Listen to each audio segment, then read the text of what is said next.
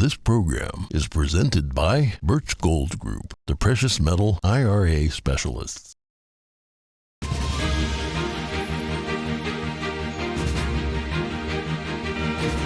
Good morning. Our top stories. The hunt for the California dance club shooter is over. Police found and surrounded the man they believe was responsible for the chaos. Find out what's known so far about him.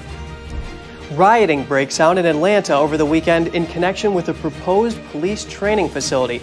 Protesters smashed windows and set ablaze a police vehicle. The Justice Department searches President Biden's Delaware home. More documents with classified markings turn up. And Germany might give its approval to Poland for sending German tanks to Ukraine. That's after Poland signaled that it could send the tanks without Germany's approval. Falun Gong founder Mr. Li Hongzhi publishes an urgent message for the world's people. We share what he has to convey and where you can read it.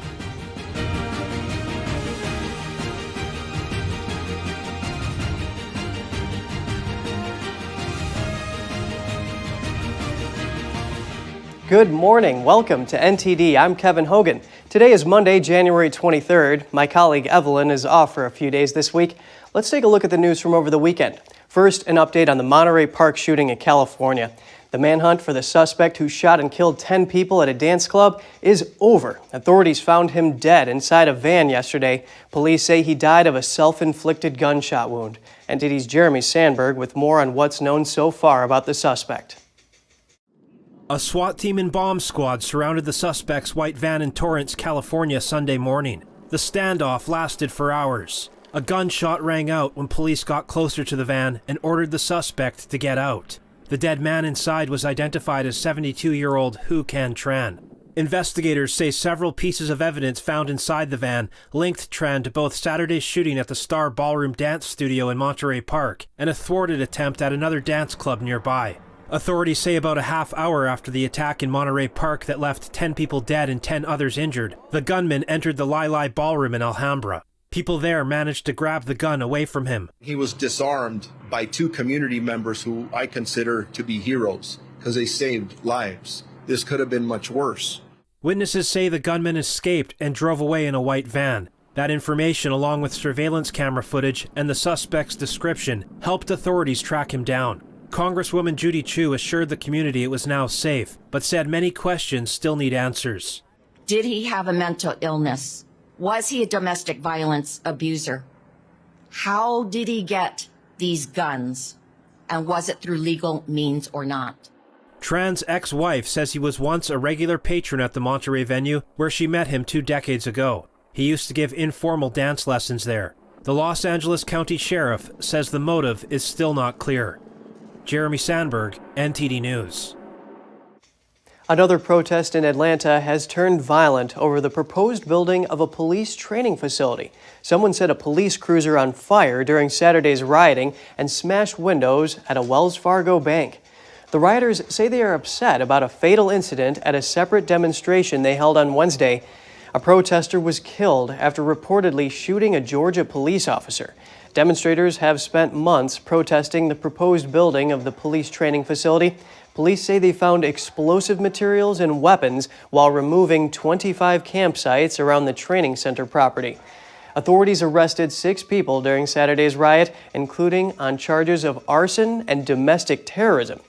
Meanwhile, in Boston, House Minority Whip Kathleen Clark's son, Jared Riley Dowell, who identifies as female, was arrested. He reportedly sprayed anti-cop graffiti and assaulted a police officer.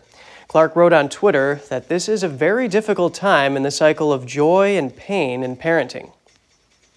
In related news, freelance journalist David Peisner faced a wave of online criticism after questioning on CNN whether the rioting in Atlanta was violent. Fox News reported that his Twitter account shared a GoFundMe page in support of Manuel Terán, who had allegedly shot at Georgia state troopers. The Justice Department searched President Biden's home in Delaware on Friday. They found more documents with classified markings. That's according to Biden's lawyer, Bob Bauer. Bauer put out a statement on Saturday night. He didn't specify the exact number of documents seized, but says 6 items with classified markings were found.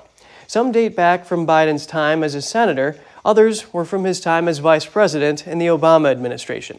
Bauer says some of Biden's handwritten notes were also taken. The search was conducted with Biden's lawyers ahead of time. His personal and White House attorneys were present for the operation. The president and First Lady were not there during the search. And Biden's current top aide, Ron Klain, is preparing to leave the job in the coming weeks. The president has reportedly decided who his next chief of staff will be. That's according to people familiar with the matter who spoke on condition of anonymity. They say they're not authorized to discuss publicly Biden's plans before an official announcement. Klain spent more than 2 years as Biden's top aide. The sources say he's planning to step down after the State of the Union address in February. Biden is expected to name Jeff Zients to replace Klain. Zients ran the administration's response to the COVID-19 pandemic at the start of Biden's term. Zients is known as a consultant with more business experience than political background, but he does have managerial expertise in both the private sector and government.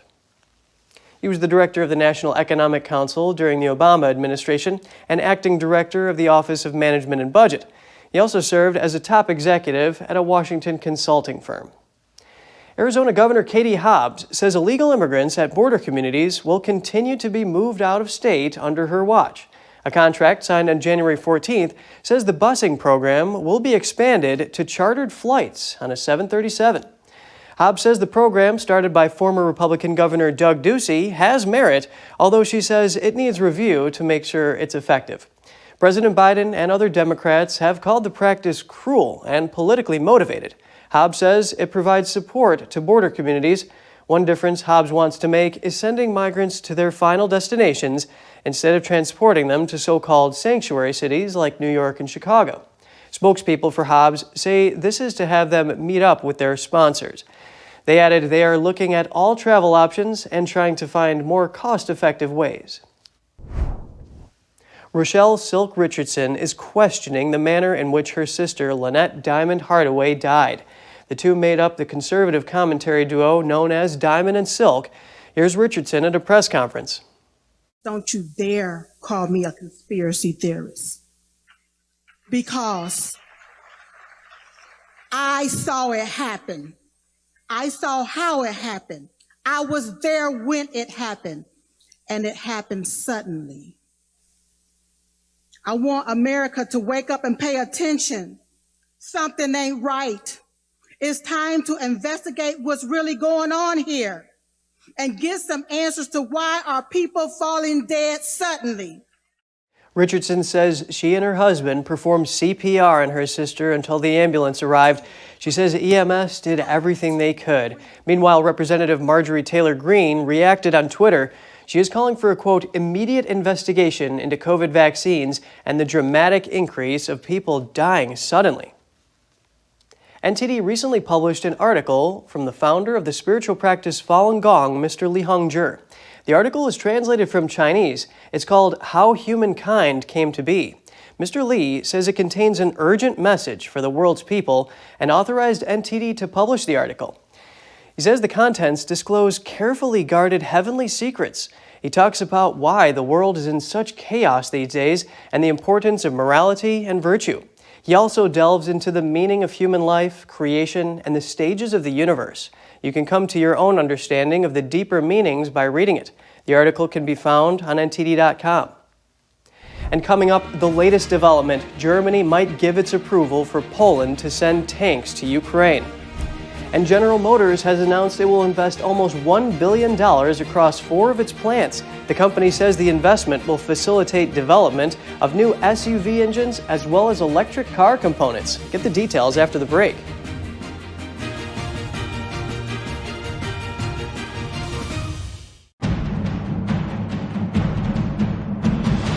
A performance that truly matters for each and every one of us.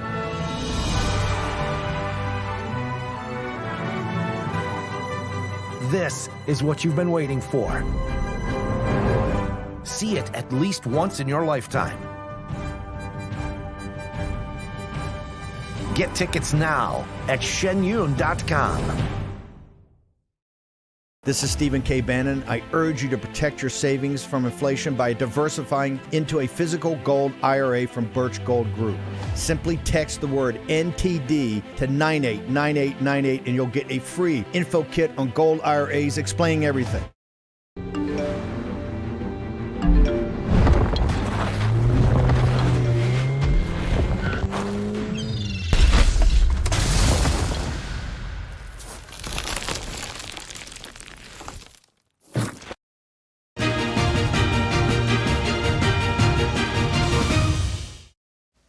Welcome back. Former UK Prime Minister Boris Johnson met with Ukrainian President Zelensky in a surprise visit yesterday. During his time as Prime Minister, Johnson sought to position London as Kyiv's top ally in the West.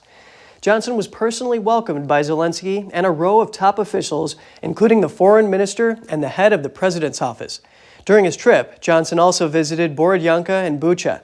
The two suburbs of the Ukrainian capital saw some of the most intense fighting in the first phase of the war. The regional governor showed Johnson the extent of the damage on a tour around destroyed apartment blocks. It's a possible breakthrough for Ukraine. Germany's foreign minister said on Sunday her government would not stand in the way if Poland wants to send its German-made tanks to Ukraine. German Foreign Minister Annalena Baerbock said on Sunday her government would not stand in the way if Poland wants to send its German-made Leopard 2 tanks to Ukraine. Ukraine has been asking Western allies for the German-made tanks for months, but Berlin has so far held back from sending them or allowing other NATO countries to do so.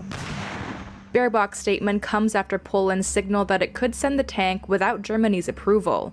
Her remarks appear to go further than German Chancellor Olaf Scholz's comments at a news conference in Paris earlier that day. Scholz said that Germany will not slacken support to Ukraine and will continue to act as long as necessary, but that all decisions on weapons deliveries will be made in coordination with allies, particularly the United States. Germany has faced mounting pressure to send Leopard 2 tanks, which is considered one of the West's best, to Ukraine. Western allies met Friday to discuss the issue, but did not reach a decision. The Kremlin spokesman said on Friday that Western countries supplying additional tanks to Ukraine would not change the course of the conflict, and that they would add to the problems of the Ukrainian people. French President Emmanuel Macron said he did not rule out the possibility of sending Leclerc tanks to Ukraine.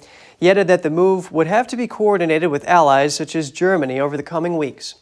Outgoing Prime Minister Jacinda Ardern's Labour Party has lost its shine with New Zealand's farmers and other rural voters. That will be a major challenge for her successor. Here's more. I think we'll call it a day. Abroad, Jacinda Ardern was a global icon for left-leaning politics and women in leadership. But domestically, the outgoing Prime Minister struggled to connect with rural New Zealand. As a result, her party's popularity has plummeted, a major challenge for Chris Hipkins, who is set to replace her as leader of the Labour Party and the country. Farmers and rural voters say reforms by the Labour Party, meant to improve the environmental impact of farming, are costly and ineffective, and will make their products less competitive. Scotty Bright is the Auckland representative of a farming lobby group called Groundswell. He says a government proposal that farmers pay for methane emissions from their sheep and cows is among unworkable regulations. This emissions tax, the fart tax, it's going to mean, like all these cattle here, it's going to mean about $330 per head. So on a farm like this, it's about $130,000, $140,000 a year extra tax the farmer's going to have to find. New Zealand farmers are some of the most efficient in the world. They receive minimal subsidies, but compete with top economies due to good practices, good farmland, and a climate amenable to year-round agriculture. Most New Zealanders live in urban areas, but farming is key to the economy in a country with 5 times as many sheep as people. Ardern made the shock announcement on Thursday that she was resigning, saying she had no more in the tank. I think the worst thing would be that they didn't seem to listen to the farmers. It appeared that they were in their own bubble, and they didn't really know the facts that the farmers, what the farmers deal with on a daily basis. Part of her burnout may also have been caused by rural New Zealanders falling out of love with her. Ardern won over rural voters with her effective go hard, go early approach to lockdowns and sealing the border. That allowed her to form the first single-party government since New Zealand adopted proportional voting in the 1990s. But tractors and pickup trucks have descended on Parliament in nationwide protests against Labour's reforms.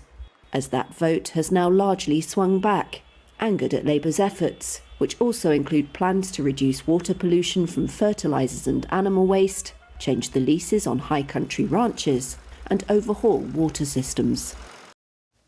General Motors says it will spend more than $900 million to update 4 of its factories. The company has allocated the bulk of the money to an engine plant in Flint, Michigan. It intends to build the next generation V8 for big pickup trucks and SUVs at the location. Factories in Rochester, New York, Defiance, Ohio, and Bay City, Michigan will also see investment. The investment will also include the production of parts for future electric vehicles. The company says no new jobs will be created through the investment, but it will aid in preserving nearly 2,500 existing positions across the 4 sites. Chinese Lunar New Year was this past weekend, and all 8 companies from Shen Yun Performing Arts had performances at the same time globally. NTD's David Lamb spoke to audience members at Colorado's Ellie Calkins Opera House. Ringing in the Lunar New Year for 2023, Shen Yun Performing Arts is here in Denver, Colorado, portraying China before communism. Mesmerizing and absolutely eye-catching. You can't take your eyes away from it. Oh, I think it's great. I think it's really lovely to see the art come back and the ancient cultures come back and the appreciation and actually the blend of the audiovisual. Kind of makes it updated, but it's still traditional, which I think is a nice blend. It lived up to the expectations. Like I said, I was very excited, and it was very interesting to be able to see some of the Chinese culture, especially through dance. Oftentimes culture can be best represented through things like dance, music, and food, and so it was, we got 2 of the 3 there. We loved it. New York-based Shen Yun began in 2006, and its dancers use classical Chinese dance to show 5,000 years of Chinese culture. Every one of them, every single one of them is amazing. They're all so precise. They're all in sync all the time. They each know what everybody else is doing, and it's all just a unit that performs as a unit. You could tell that they are truly masters of their craft. They have practiced many, many hours, I'm sure, and they executed beautifully, and I could tell that they were also enjoying themselves while they were doing it. Very talented dancers. Yeah, well, the skill level is very impressive. Yeah, it's hard if you really pay attention to it and see what they're actually doing, because there's so much moving, but you actually look at the technique, it's pretty impressive. I was a gymnast for many, many years, and the stuff they do is very impressive. The artists achieve this through expressing traditional Chinese values and culture, inspired by faith in the divine. It's interesting for me to get some insight into the culture that I know very little about in China, and to introduce into that some of the modern day problems that still exist was enlightening. I think that it's important that some of the cornerstones that are a part of somebody's faith is what truly helps them build character and become the people that they need to be. And ultimately, that's what can help us all create a better society. Shen Yun is returning to Colorado again in March. Reporting in Denver, Colorado, David Lamb, NTD News. The Chinese Lunar New Year celebration will last till the Lantern Festival in February. It is steeped in traditions dating back hundreds of years.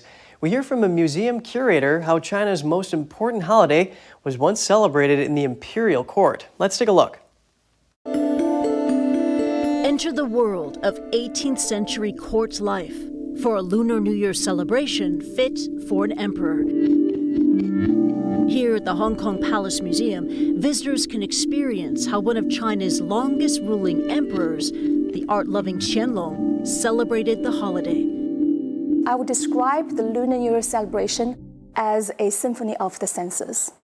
It's less about, what you see, fabulous things, but also you have to imagine what the emperor and his families would hear, what they would taste, what kind of things they would touch, and what are the aromas they would smell. We really have to use all our senses to imagine what happened 300 years ago inside the Forbidden City.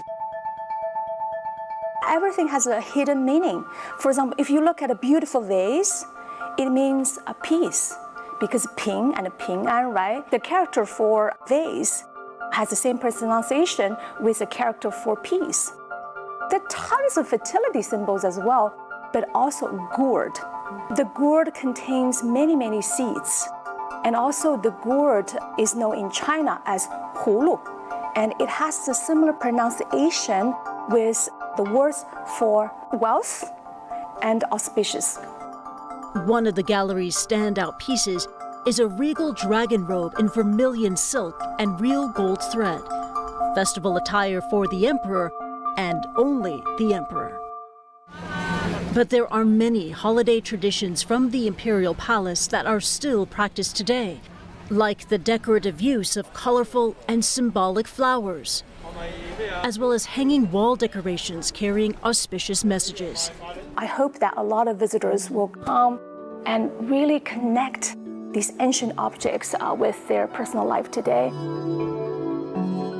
Chinese New Year is China's most important holiday, and also one of the busiest times for travel.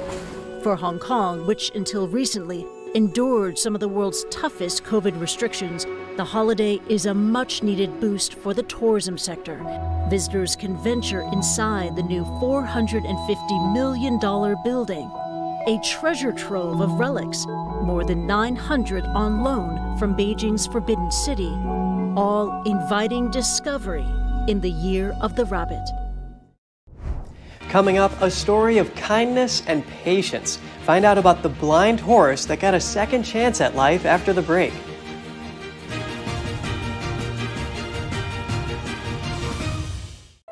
The Fixture Pioneer, CGM. Professional AI intelligent fixtures. All-round integration of 4 systems. High precision, high durability, high quality. 2-micrometer repetition accuracy. More than 80 patent certificates. ISO 9001 approved. Precision clamping to meet your every need. CGM has it all. Pride of Taiwan.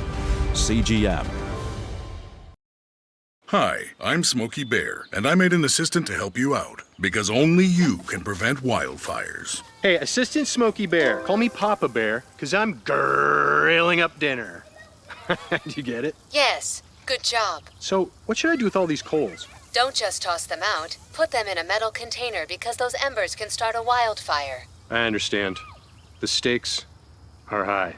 Ha ha ha ha. See, Smokey thinks I'm funny.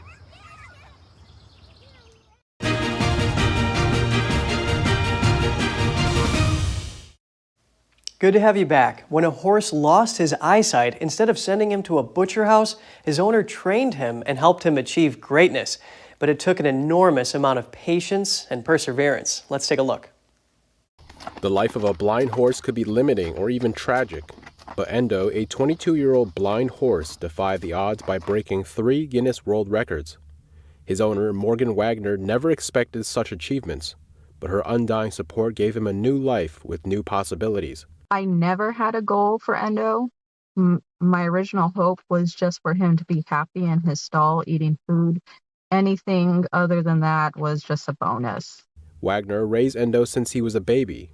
After he lost his eyesight, she felt the need to help him regain as normal a life as possible. But training the now blind Endo was difficult. When he first went blind, there was one thing I wasn't expecting. It was dizziness. When he went completely blind, he would get dizzy when we did circles. So we put a lot of work into that. I think that was the biggest obstacle. Wagner had no experience training a blind horse, and neither did other trainers. So she developed a new way to train Endo after discovering the power of voice cues. So if I want a part of his body to move, when I make a sound, then I just tap with the stick until he moves.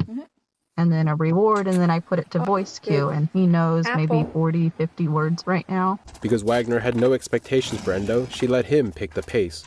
After he got one thing mastered, we would go on to the next, and then we wound up jumping without stopping for the record.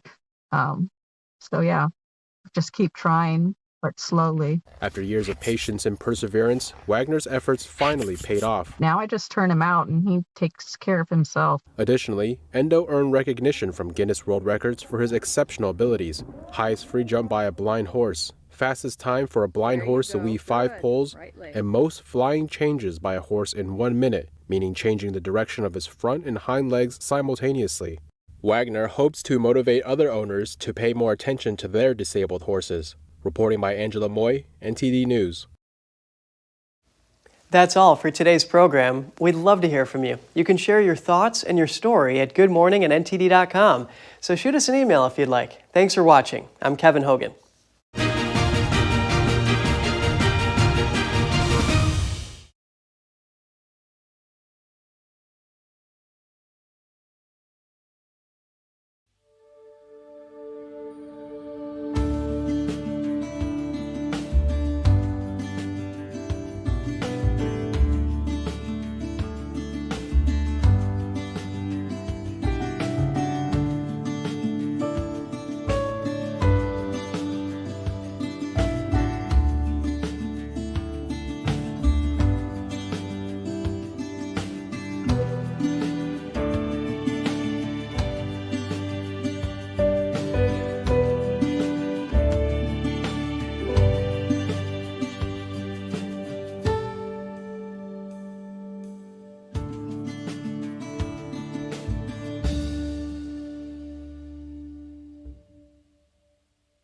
According to ancient Chinese medicine, purslane is considered a medicinal herb and is used to help lower cholesterol. Thanks for watching us on YouTube. Did you know YouTube only keeps selective videos on its platform? So if you want to make sure you get the full picture, just subscribe to our newsletter. Go to newsletter.ntd.com and sign up. It's free.